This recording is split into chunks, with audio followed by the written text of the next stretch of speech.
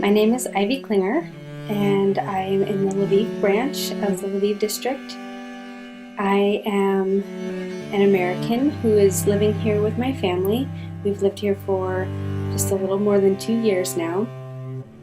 It was my idea to host the Pioneer Day and Heritage Day celebration this July. I am going to be bearing my testimony of the pioneers and giving you a little more detail about what the activity will involve. I do not have any biological pioneer heritage. My ancestors are from Ukraine, and they are also from Mexico. My father, who adopted me and who I was sealed to, he has pioneer heritage, but that is not in my blood. And while I was growing up, it was something that I didn't feel belonged to me. And owning my pioneer heritage as a member of the church was a process for me. It was something that I had to learn rather than something that I felt I was born with. I was born into the church, but I never really understood why we put so much importance and emphasis on celebrating the pioneers. But since having grown up and having children of my own, my husband and I have 6 children, my testimony of the sacrifice that the pioneers made for the gospel to continue has increased. It was a great sacrifice of the early members of the church to pack everything that they own or sell almost everything that they own and move across a great country that was very dangerous, and it was a long and slow process, and they had to do it by foot or they had to do it by horseback. And so it was a process that took many months, and there were many risks involved, and many of the men died, and many of the women gave birth to babies who didn't make it, or even their older children died. And so there was a great sacrifice of them to leave everything that they knew behind and travel to an unknown destination for the sake of the gospel. If they hadn't made that sacrifice, then there were other dangers for them staying. And I think a lot of the church members would have either been killed, or they would have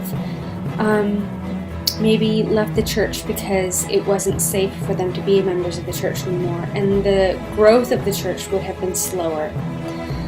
So Pioneer Day celebrations are something that we do in America from time to time. It depends on where you live. In Utah, it is an actual state holiday. So if you live in Utah, it's July 24th is a holiday where most people don't have to work, and there are parades and carnivals and parties and all kinds of fun celebrations that occur on that day.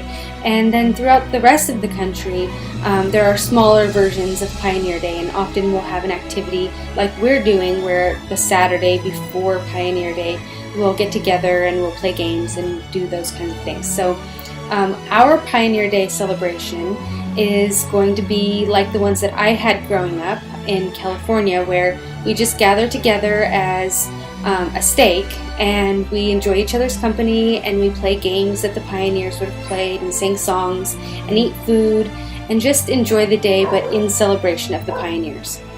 I think it's really important that we honor their sacrifice as members of the church, because it is our adopted heritage. We have chosen to be members of the church, and part of that is being thankful for those who came before us and the sacrifice that they made. And I feel like it's a really important thing for us to do, specifically in Ukraine, because I know that the early members of the church here have been compared to the pioneers of Joseph Smith and Brigham Young's time, that you've had to overcome many challenges, and you've also made many sacrifices. And I know that a lot of people have family members who do not speak to them anymore, or family members who have been really upset and angry that they have joined the church.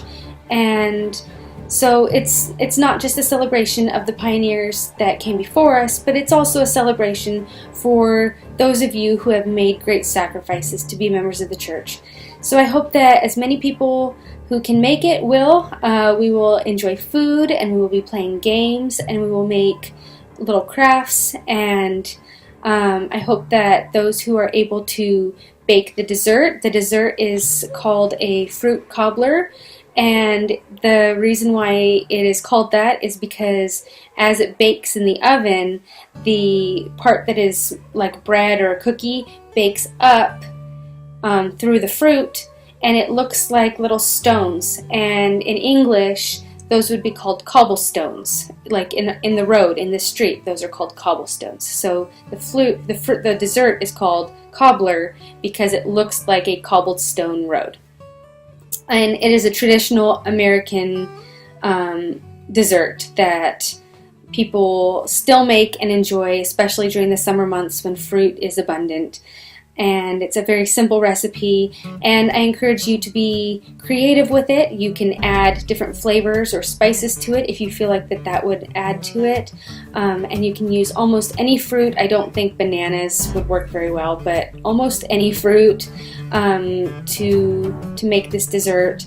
And I encourage you to test it out before, so that if you'd like to enter the competition, there will be a little competition where the missionaries will be tasting the dessert before everybody else, and they'll be judging a first place and a second place and a third place.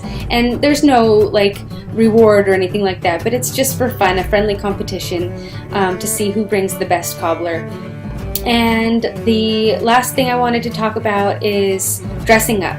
So that is not required. You can wear whatever you want to wear. It's probably going to be hot that day, so dress cool and appropriately for the weather. But if you would like to dress up as a pioneer, you're welcome to. I sent some internet links to President Velikonov, who can then share them with the other branch leaders for ideas of what pioneer clothing looks like, and a couple of patterns that you might be able to use to make that kind of clothing if you want to. I am probably going to wear a Vyshyvanka shirt with a pioneer style skirt, just for fun, because I think that it would add to the experience. So, but again, you don't have to, and men and children can dress up as well. It's not just for the women. But I encourage you to wear a Vyshyvanka if you have it. And if you want to make something else to wear, then that is okay. And if you don't want to dress up, that is also okay as well. And I look forward to seeing you all there, and I hope I can get to know you all better. And thank you very much.